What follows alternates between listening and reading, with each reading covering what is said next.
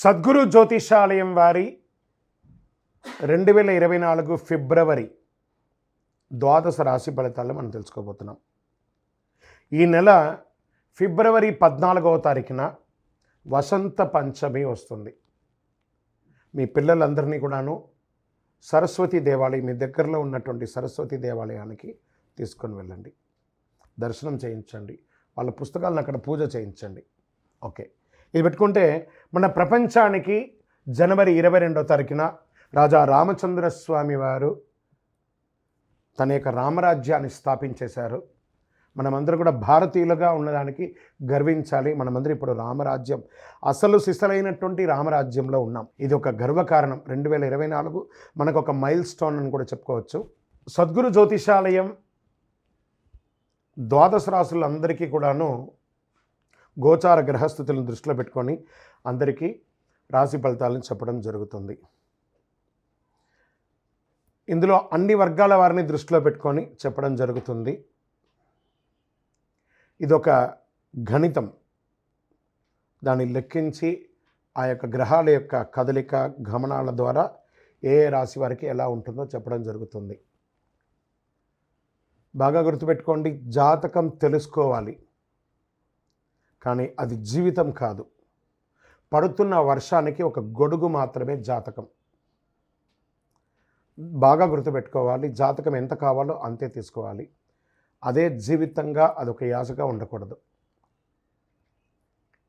మీ యొక్క మేము చెప్పే ఈ యొక్క జాతకం అంతా కూడాను, మా యొక్క మాస ఫలితాలన్నీ కూడాను మీ యొక్క వ్యక్తిగత జీవితానికి ఒక 40% మాత్రమే వర్తిస్తుంది.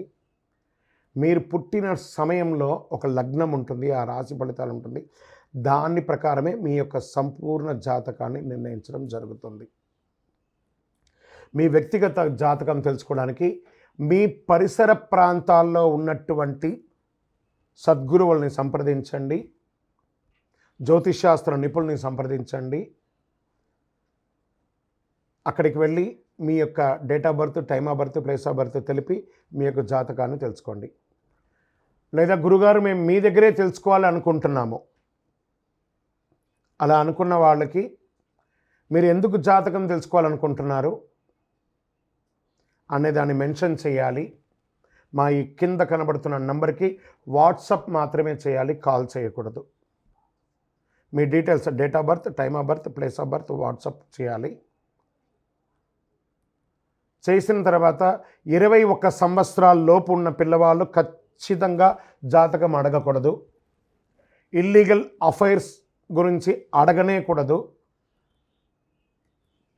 కంప్లీట్గా అప్పుల్లో కూరుకుపోయి అప్పులు బయట ఎలా పడాలని మాత్రం అడగకూడదు. మీరు వ్యాపారమో ఉద్యోగమో చేసి అప్పులు తీర్చుకోవాలి. 60 సంవత్సరాల పై చిలుకు వాళ్ళు అడగకూడదు.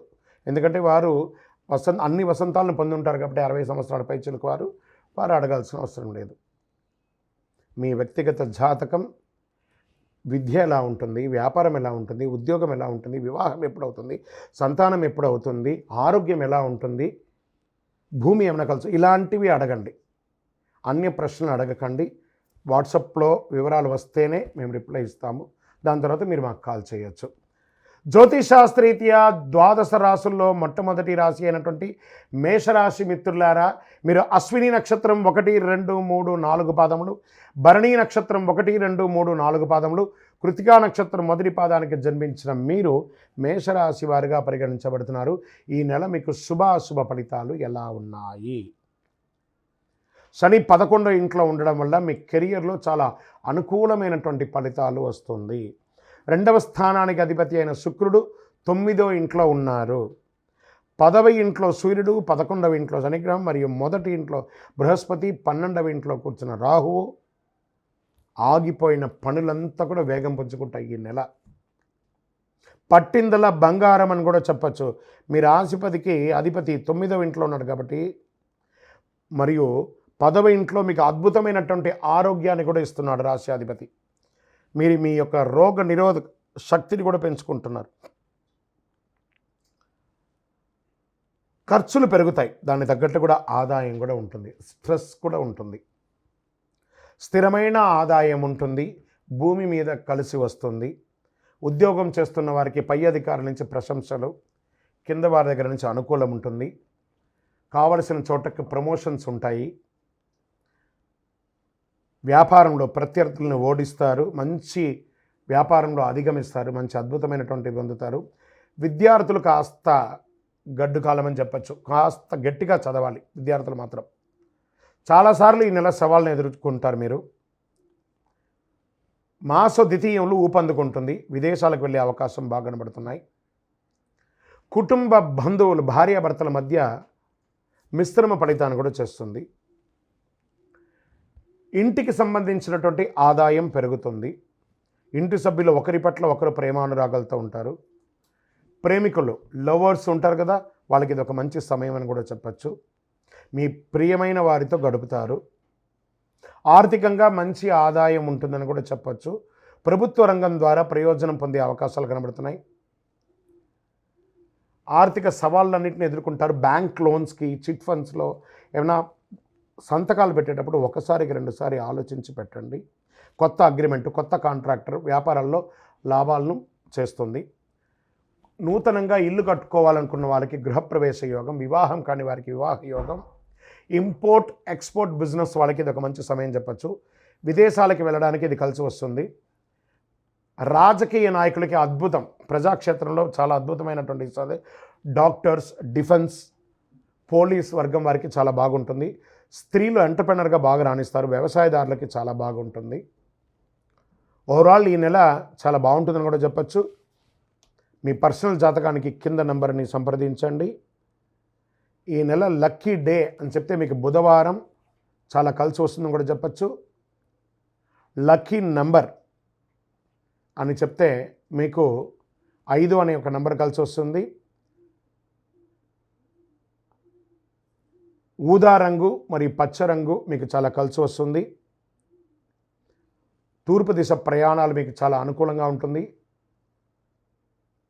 చంద్రాష్టమం బాగుంది కదా, అందులో కూడా కొంచెం బ్రేక్ అనేది ఉంటేనే మనం కూడా మన స్పీడ్ కదా ఉంటుంది.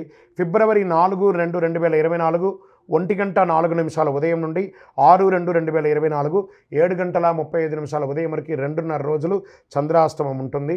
సంతకాలు పెట్టేటప్పుడు జాగ్రత్త, వాహనం నడిపేటప్పుడు జాగ్రత్త. ఎవరితోనో మాట్లాడేటప్పుడు మీ మాట అదుపులో ఉంచుకొని మాట్లాడండి, జాగ్రత్తగా ఉండాలి. ఈ నెల సుబ్రహ్మణ్య స్వామి వారికి ఆరాధన చేయండి. సుబ్రహ్మణ్య స్వామికి వీలుంటే పాలాభిషేకం చేయండి, అద్భుతంగా ఉంటుంది.